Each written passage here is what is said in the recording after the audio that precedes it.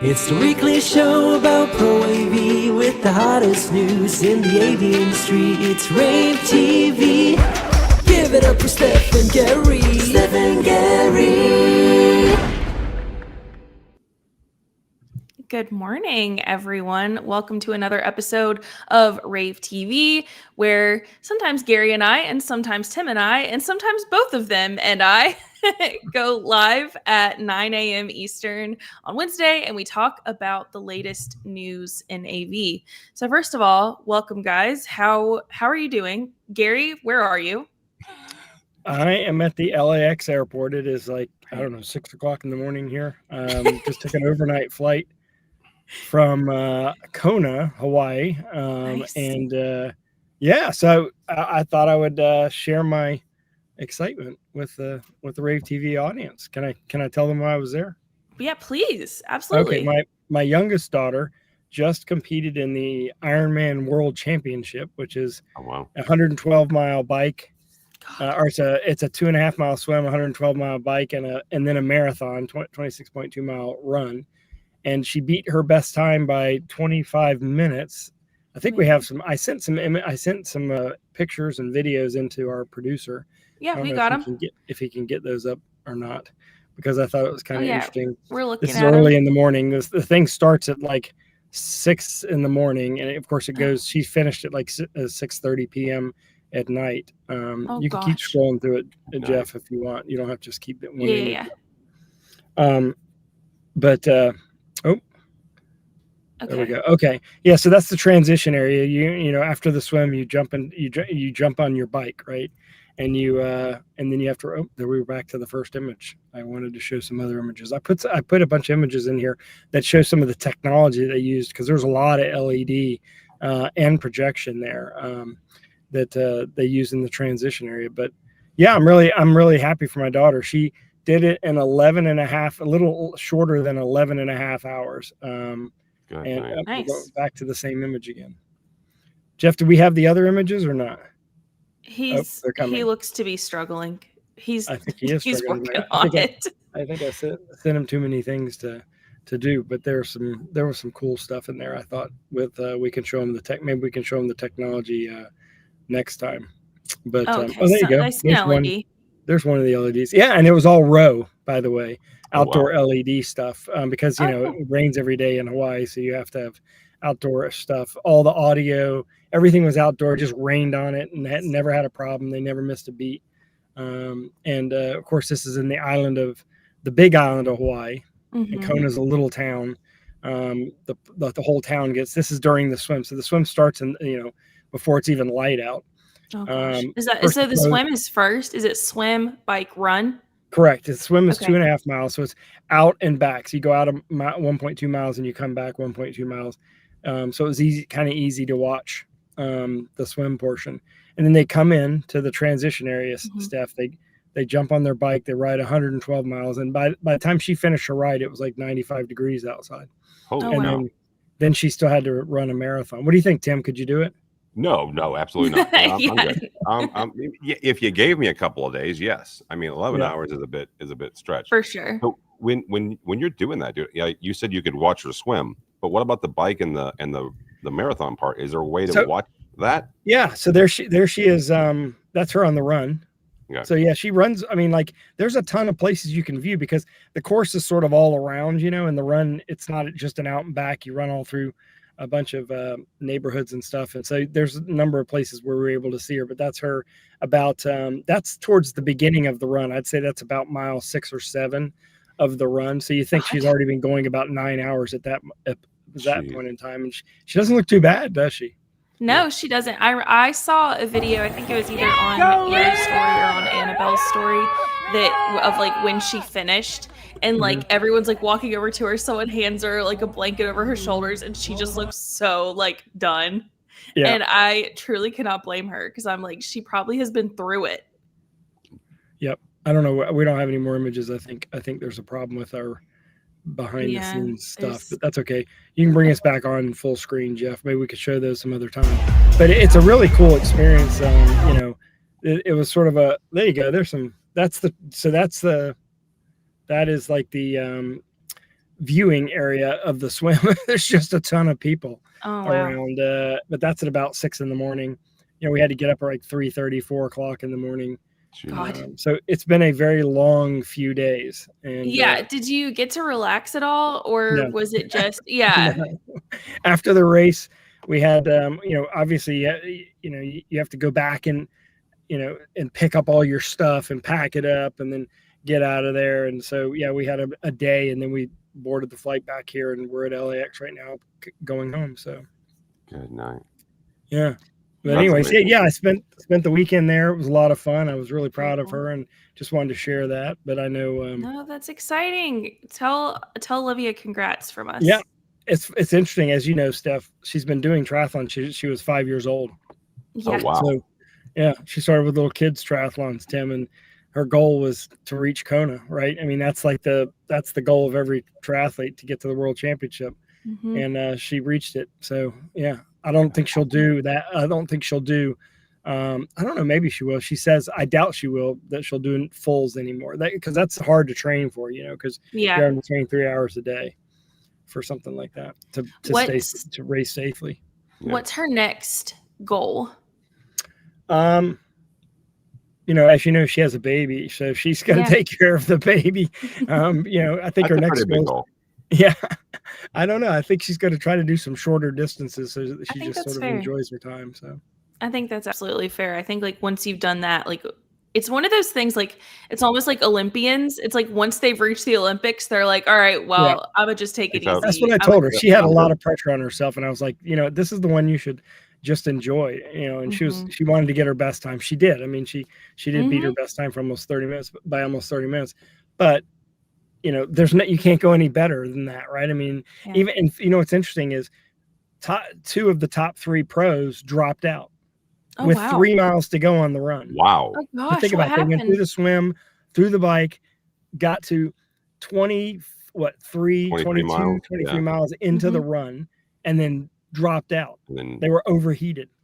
Good night. No. I mean, you said it was 96 Fahrenheit, so like that's really hot. And no shade. I don't know if Kona is like the volcanic island, the big island's volcano. There's no shade. So, she should be proud. She finished something that even the pros, a lot of the pros didn't finish. The pro who won, interestingly enough, was staying literally right next door to us in the same hotel that we were. And we met her the next day and sort of congratulated. She's from Norway. And this is the first year 2 Norwegians won the world championship. The men and the women's were both Norwegians, and they'd never won before. So, both of them were first time. They'd never done it before. So that's very exciting. Wow. Yeah. I have a weird question, Gary. You said the word pro. Because I mean, what your daughter did, I would say is pro level. So what does pro mean in this? So there's 2 levels of competition. You can declare professional, and then you can have sponsors, and the bike companies give you the bikes for free, but also the prize money for this was $275,000. So if you're a pro, the person who won got 200. I think it was 200. It's either 250 or $275,000. My daughter races what's known as age group, which she's racing inside of her age group. So she's 25 to 29. So she's racing against other 25 to 29-year-olds. Pros are racing against everybody. They have to beat everybody. Okay. Everybody. Yeah. Period. Got it. And so anyone can be a pro. There's only women's. There's like 30, maybe 35 worldwide professional triathletes. And men, there's maybe 60 or 70. It's not that big of a sport. It's still an up-and-coming sport. The whole sport started in 1978. The founders of triathlon, the first 2 people, the people who created triathlon, were actually there because the first race, of course, was in Kona. They created it in Hawaii, and it's a new sport. It's just becoming a sport in Division I college athletics just in the last 5 years. Oh, wow. Yeah. Well, that's awesome. Again, Gary, tell her congratulations. That is a huge thing to accomplish. So, yeah. And we're going to board a flight now. So I'm going to let you and Tim take over this. I know you have a killer guest on, Mike Abernathy from NSCA. NSCA is doing some amazing things. By the way, for anyone that's not a member of NSCA, you should be a member of NSCA. Go to nsca.org. I'm sure Mike will talk to you about why. I know, Tim, you agree with this. You've been involved in NSCA intimately for like a dozen years. Yeah, many years. It's a great organization. Yeah. All right. Well, look, y'all have a great day. Thanks, sir. Thanks, Gary. Talk to you soon. Mhm. All right, let's continue on here because we're going to show a quick commercial from our sponsor, Shure, and then we're going to bring on Mike. But before we do that, I did want to briefly bring up our temperature check survey for October. It's open. And so what the temperature check survey is, this is something that I put out every month, and I push this survey to the AV community and I ask how you guys feel about different subjects. This month's subject is esports. So basically, I am trying to figure out, are you in the esports game? Are you considering being in the esports game? How important is this to your business, or is this even on your radar? Do you know what Twitch is? So basically, it's 3 questions. It takes about 2 minutes to fill out, and we pick 2 random respondents every month, and we give them a $50 Amazon gift card. So it's like a very good reward for very little work. So if you would do me a favor and fill that out, that would be great. Go to ravepubs.com to do that. So, all right, we're going to go to a short commercial, and then we will bring in our guest.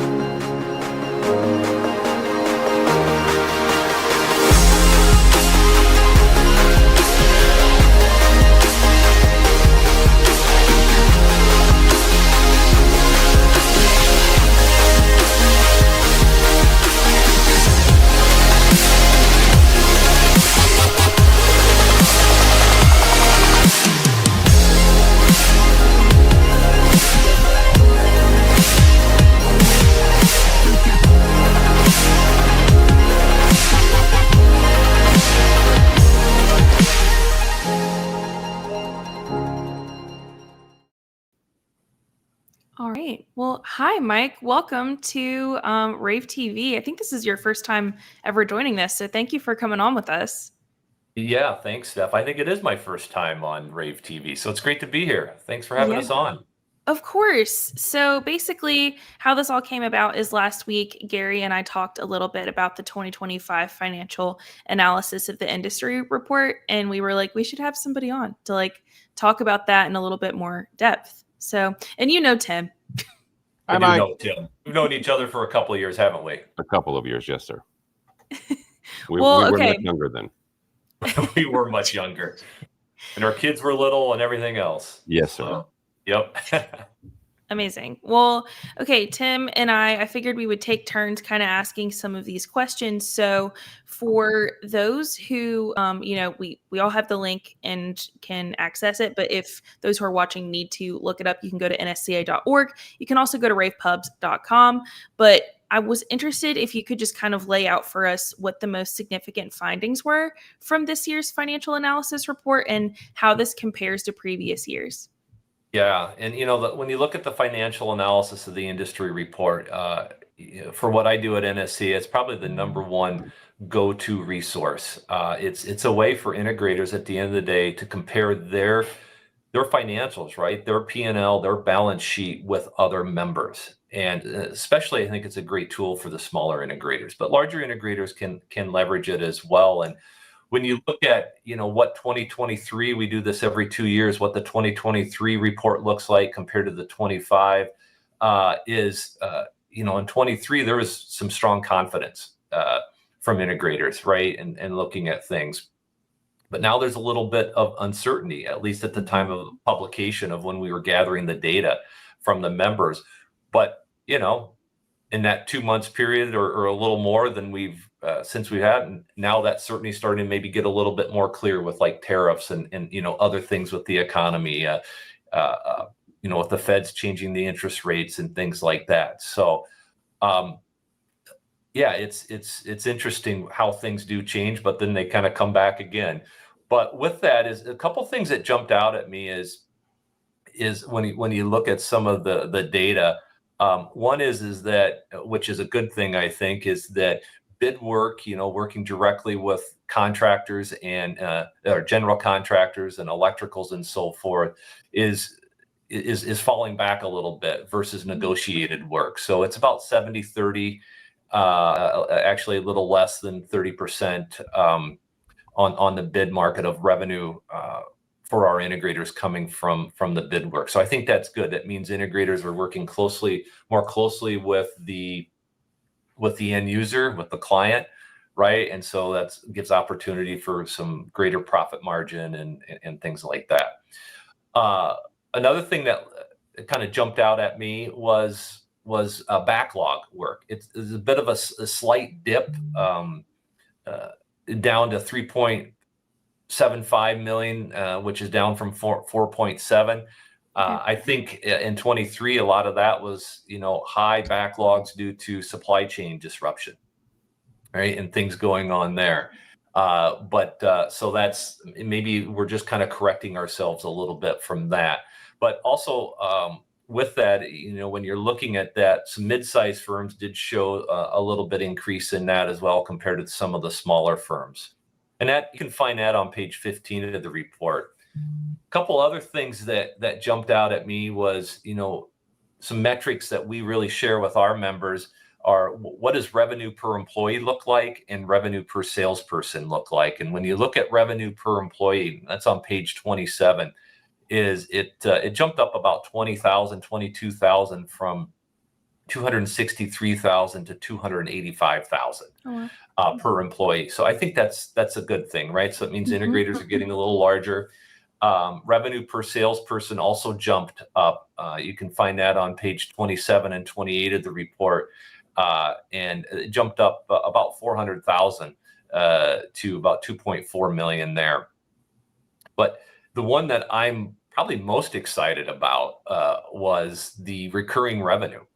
And when you look at a percentage of revenue that comes from recurring, right? Think as a service, think of anything that you have a recurring contract on as an integrator.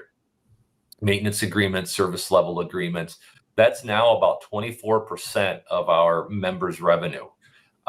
So this is great. It's been a journey. Tim, you and I have been talking about recurring revenue for integrators for many years. A decade.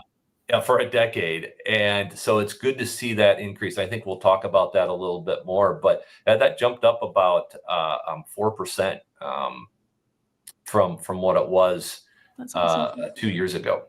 Well, Mike, a couple of things in there. You've got cash flow up and you've got profitability up. Is it that as a service, is it that recurring revenue, or is there some other decisions that are being made in the last 12 months that are increasing those two metrics? Yeah, I think it is. I think recurring revenue does have a lot to do with that, right? And recurring revenue plays in so many other ways of your business, right? Valuation increases your valuation if you're looking to exit or recapitalize or anything like that. It also just, you know, your bills are going to be paid, right? When you have recurring revenue, right? Just to keep it really simple. So yeah, I do think that recurring revenue has a lot to do with that, you know, but also the industry is getting larger. Right. When I say larger, I mean maybe less companies, but the companies are larger than they used to be. Absolutely. So you've kind of mentioned like smaller firms, they're operating at pretty much or near full capacity, while larger organizations, they're kind of working on restructuring recently. So what do these trends suggest about workforce utilization and scalability? Yeah, so great question. You know, one thing that our industry is struggling with is workforce development, right? Finding that next generation of talent, both from a retention perspective, and a recruitment perspective. So that's always a challenge. But when you look at profitability and cash flow, our members are maturing, and they're implementing new processes and things like that, and are following maybe more key metrics and dashboards than they have in the past. Right? They're starting to leverage some key software programs that are specific to our industry. And so this just allows the integrators, I think, from looking at dashboards and so forth, this allows them to be more profitable, because they're able to change kind of on the go and make decisions and adjust and pivot based on the data they're seeing. And they can either make workforce realignments, or what they're doing is, because of they're having these dashboards, they're able to add some maybe percentages to the bottom line without not necessarily increasing the top line as well, based on the data and so forth that they're getting from their dashboards and so forth. Mike, a couple of things that you and I've talked, we've hit on this already, is that recurring revenue part. How has that shift really kind of helped those folks solidify or stabilize themselves over the long term? Whether it's yes, they're getting older, and so they're looking at some sort of exit plan, but those that aren't and are looking for a long-term stability, how has that recurring revenue and managed services also is in that part as well? How have those two kind of business models and business decisions helped that long-term stability? Yeah, when you look at, I kind of use recurring revenue as an all-encompassing, right? Managed services, as service, service level agreements, other subscriptions, and things like that.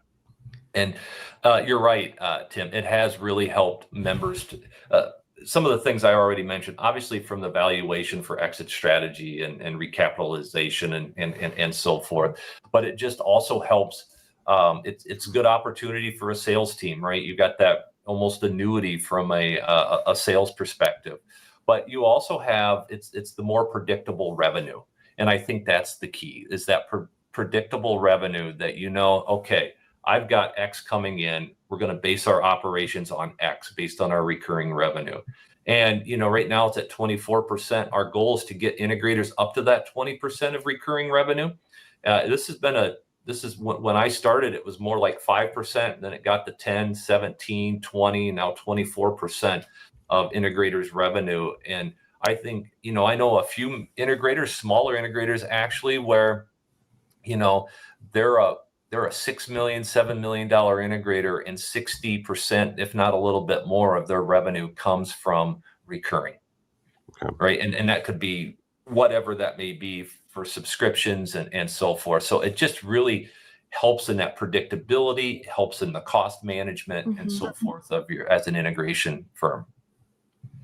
So basically, yes, this report is all about financial analysis, but this really is a tool for integrators to be able to take this and learn from this. So I was wondering how you think integrators should use this to benchmark performance and identify areas for improvement, et cetera. Yeah, like I said earlier, this is probably my favorite resource here at NSCA, right? And it's the one I think all integrators as a leadership team of an integration, no matter how large you are, right? If you're a small integrator or one of the large integrators out there, is sit down as a leadership team and review the financial analysis of the industry together and look at it and go and compare it, right? Where are we ahead of the game compared to this data? Where are we behind the game? And then use that to create strategic imperatives and things like that. We also have a nice little, I call it a sister document. It's NSCA's financial 101 document. And that's where actually 26 key metrics, and some of those are actually in the financial analysis of the industry as well. But taking those two documents and just kind of comparing, are we tracking this data? If not, we should be. If we do have the capability, let's add it to our dashboards and use it as part of our decision making and as part of our leadership team going throughout the year, as we plan for strategic planning or whatever else it may be. Mike, when you look at this report and the other ones that you guys pulled together, how do the financial and the operational trends that you're seeing, how does that impact the end users, the IT managers, the directors that are purchasing this equipment and getting these services?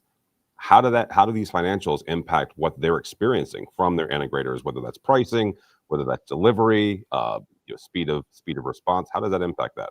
Yeah, good question. I think, as an integrator, if you have your financials and if you have your processes and your operational side of the things in alignment, right? If your sales and your financial team and your operations team in alignment, when you have all that together, right, you're doing all the right things, is at the end of the day, you're providing a better service, and hopefully you're providing that thought leadership and that know-how of being an AV integrator to your end user, right? At the end of the day, you're providing a better product, right? Of course, you look at things like tariffs and those other things, those do affect pricing.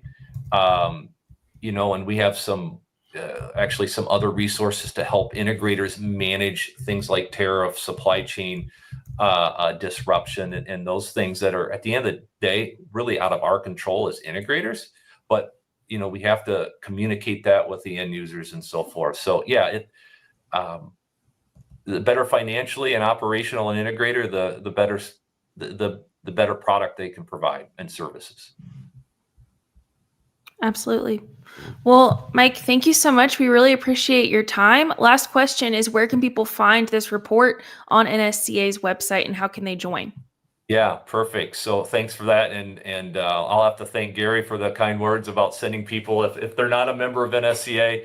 Our goal here at NSCA is to help integrators run their business, looking at things like the financial analysis of the industry. You can go to nsca.org to learn more. And then really under our research page, under resources, where you have that. If you're not a member of NSCA, please reach out to me and at mabernathy at nsca.org. I'm also on LinkedIn. And so where we can share a little bit more about how we help integrators run their business. Awesome. Well, thank you so much. We appreciate your time. Thanks, Mike. Perfect. Thanks, Steph. Thanks, All Tim. right. We are going to go into a Crestron commercial and learn a little bit about the Flex Pods. And then Tim and I will be right back to talk to you about the news.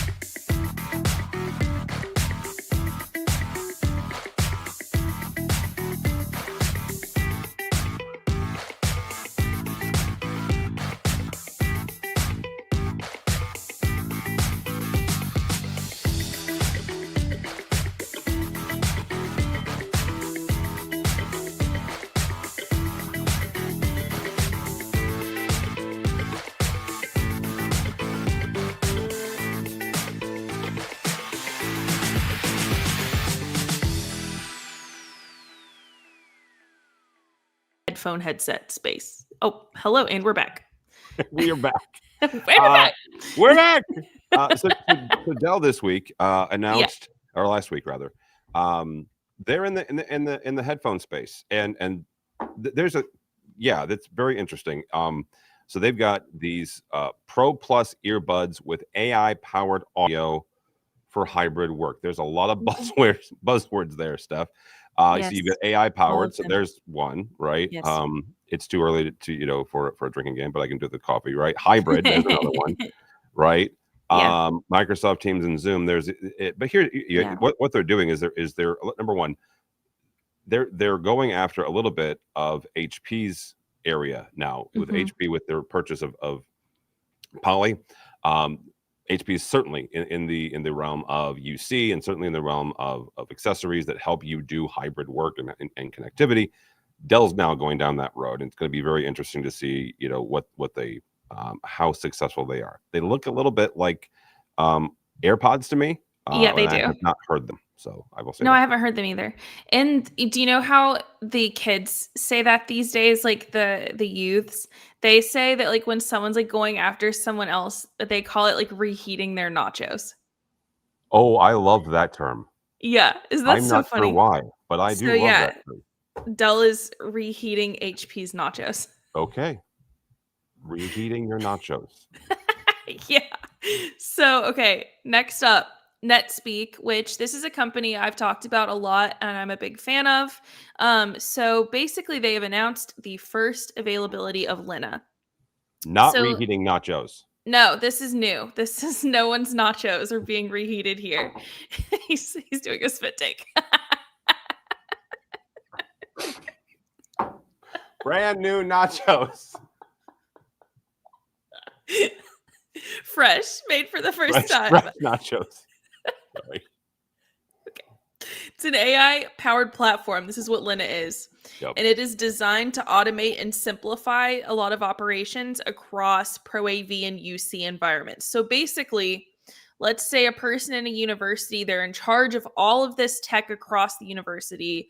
And oh no, a camera's down in this room in this place. Yeah. What Lina can do is tell you what camera is down, where it is. And Lina, I think they call her she, her They do. are They her do. pronouns. That's a pronoun. And she can like reboot that camera remotely. So what this does is it keeps unnecessary boots off the ground for those small things that are just need a reboot or something really simple. That boots off the ground thing. I like how you said that, because not only are the departments, the help desk departments of colleges and universities shrinking, the terms of service for a lot of those service contracts are also lengthening, meaning you've got a service contract. We just talked about, managed services with Mike. Your term of service might be, response time might have been 4 hours, a couple of years ago. Well, because of everything moving and cost increasing, that might move to 6 hours or within 24 hours, things of that nature. What Lina is able to do is it's not, you're not getting rid of your integrator. Don't misunderstand what I'm saying. Yeah. But you also don't have to wait on them for something as simple as a power reboot, right? A power refresh. Lina will take care of that for you. And so this is a really, really great step for these folks. You and I got to talk to them both at ISE. They were part of our tour, our tech tour at Infocom in 2025. So yeah, this is a huge, huge thing.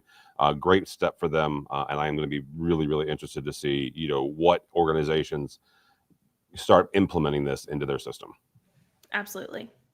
All right, Tim, do you want to take the LG story?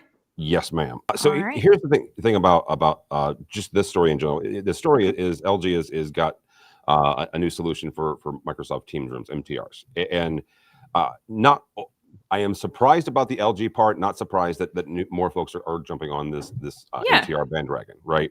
And this comes back to something that you and I discussed. Good Lord, it may have been around Infocom, and that's MDEP, right? The Microsoft Development Ecosystem. We're going to see a lot more of what LG is doing, right? So what MDEP is, and I am simplifying this because I need to, because I'm not that smart. It is a blueprint for manufacturers to go, here, I can build something that's going to be automagically Microsoft Teams certified, right? Yes. And so you're going to see more folks like LG getting into that ecosystem, because there's something like 15 or 20 million rooms globally that are Microsoft Teams rooms, and they're going to be starting rolling out over the next couple of years. Why not get in? Even if you get 10% of that, that's still quite a few devices. Absolutely. And so yes, from my understanding, which is also very, very basic, I am not an analyst. It is basically that the MDEP program is fast track to Microsoft Teams approved from Microsoft itself. Because if you take all of your products that already exist and try to get them certified with Microsoft Teams, it is a ton of work. It is a ton of red tape. So I think that this MDEP program is almost a way to get around that with new products. I think that you can't get an old product MDEP certified or like MDEP, I don't think. But I think like products moving forward, you can. I actually don't know if that's true. I'll have to check. But anyway, moving on. You want a conspiracy theory? Yeah. Wait, you have a conspiracy theory? I have a conspiracy theory. This is What my is own it? home-baked conspiracy theory. I think eventually, if you're not MDEP, you're not getting Team certified. I don't think that's a conspiracy. I think that's like absolutely correct. Like they've not said that out loud, but I think they've like seriously hinted at that. Yes, because of how it's being pushed right now. Like absolutely. So look, don't don't disqualify MDEP. It's pretty soon we're all going to No. be in it. So okay, we have the keynote speaker announced for ISC 2026. It is Sol Rashidi, and she is going to basically challenge attendees to look beyond the hype of artificial intelligence. Finally, thank God. So she is the world's first chief AI officer, which is actually really interesting. So like, she works in this space. And basically, she is going to encourage the AV industry to explore new opportunities and redefine innovation within AI. So I'm actually very, very excited. She is going to basically like give AIs real world challenges, but also the opportunities, but also help us distinguish between what's just hype and what's reality, and how you can integrate cybersecurity into this as well. So I'm very, very excited to hear from her. And this is going to be at 1 p.m.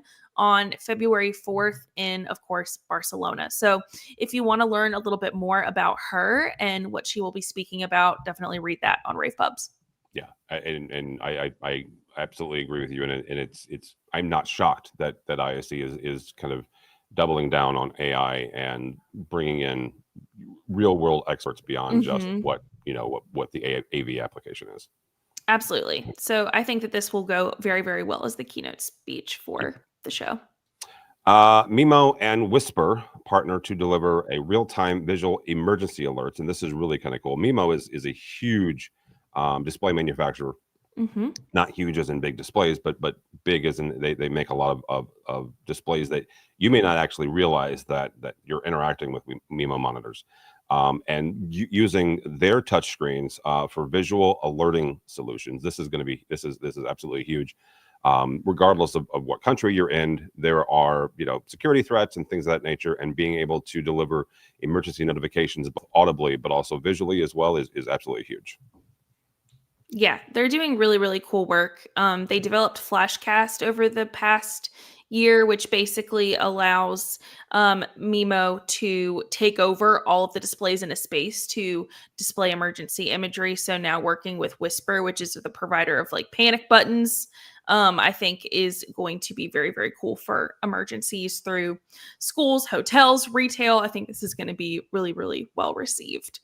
So yeah, I think that is about all of the news that we have. But Tim, do you want to talk a little bit about the Launch and Learn that's coming up with Absolutely. Sony? So we've got a Launch and Learn, and these are kind of cool for me, right? Because I don't do a whole lot of Launch and Learns, and the opportunity to do one is very, very cool because it's two things. You know that I do a podcast and this, that, and the other, and that's fine. Yeah. There's a difference between doing a podcast and a Launch and Learn because you get actual interaction with people. Yeah. And that's what's very cool, right? Interviewing, sure, absolutely. And we're going to have some great experts on from Sony talking about PTZ cameras, but it's that interaction. It's the ability for folks to ask questions live and for us to answer them live. So I think that's really, really cool. It is good Lord, I just lost it. The 21st of October, which is just in a couple of weeks at 1 o'clock Eastern, and you can register at launch.com. I fear it's in 1 week. Is it in 1 week? I think so. I fear. Oh, yes. Math is not my strong suit. No, okay? and like, look, the October has come and gone very quickly. In 1 week. So, Holy crap. It's next yeah, week. Yeah, it's next no, week. Go register. literally what's happening. Right. So, okay, one more event that I wanted to bring up to all of you before Tim and I depart. Launch week 12 is coming up, and that is in 2 weeks, which it means I got to do a lot of things. That means I got to get to work. But it is the 28th through the 30th. It starts at 12:30 p.m. each day. And someone was just talking to me. I was just at Lee Hartman and Sons Expo in Roanoke, Virginia yesterday. And someone was just saying like, oh my gosh, like I'm so behind on getting my CTSRUs. Like I need to get 10 this year. And I said, well, do I have the event for you? Because in 3 days, it's like 12:30 p.m. to about 3:30 or 4 Eastern, you can get free CTS, CTSI, or CTSD RUs per day. So this Good is a night. great way to knock out basically all of your RUs needed for a year, because you need 30 to renew every 3 years. So Yep. definitely come. It's going to be really great. We have 3 fantastic keynote speakers. I'm so excited. Like Florian Rotberg is going to be speaking on Experiential Signage Day. Gary Kay is going to be speaking on EdTech Day. And then we have Alicia Henley, who's going to be giving the keynote on rAVe Day. So for the keynotes alone, you should come. These are great speakers, and they're all people that I really enjoy and I'm excited to hear from. So definitely come. And let's think, what else am I excited about? On rAVe Day, we have a big panel at the end of each of the days. And the big panel at the end of rAVe Day is going to be project management for dummies. So wow. all about AV project management, and we have got a project manager on. We have a really fantastic sponsor, which is Project X360. So we Yep. have them who are, they're going to be able to kind of provide some information about this. We have Hal Truax, who is going to join as like the integrator voice. So this is going to be so much fun all 3 days. Make sure that you register and come. Yeah, good way to knock out 10 RUs. Literally, like all you need for the year. So Yep. make sure to come and join, and you can do so at lavench.com. And that's how you can register for both the Launch and Learn Tim was talking about and Launch Week 12. So, all right. With Cool. that, I think that is our show. Tim, thank you for being my co-host today. Anytime, ma'am. And thank you all for watching and listening and, being a part of this too. So we'll see you next week. Bye, everybody. It's the weekly show about rAVe with the hottest news in the AV industry. It's rAVe TV. Give it up for Steph and Gary. Steph and Gary.